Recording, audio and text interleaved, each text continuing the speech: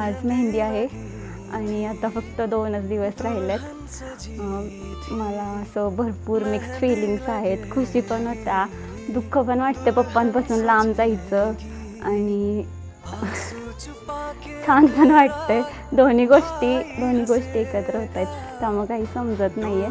पण या, I am happy and I'm very excited to start my new life. My dad has raised us with single hand and he has never treated us anything bad. And I'm very lucky that I'm getting married to a person with whom he likes the most. And yeah, now I can get emotional now. And what should I say about my dad? Everyone knows how is he, and I have no words. I can't describe him in some lines. He is just word for me.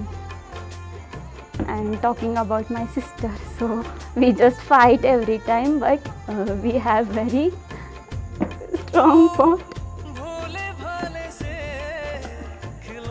आणि यथार्थबद्दल तर मी त्याला लहानपणापासून भरपूर प्रेम केलं. काय सांगणार सगळ्यांबद्दल. अन्वी तर मला मुलीसारखीच वाटते. आणि माझे सगळे भाऊ, बंडू, आयुष, नीत, यथार्थ, पूजा, विघ्नेश, सगळेच म्हणजे मला खूप सगळ्यांनी सपोर्ट केला आहे, नेहमी खूप प्रेम दिलं आहे. माझी बेस्ट फ्रेंड मृणाल म्हणजे प्रत्येक ह्याच्यात मला हेल्प केले.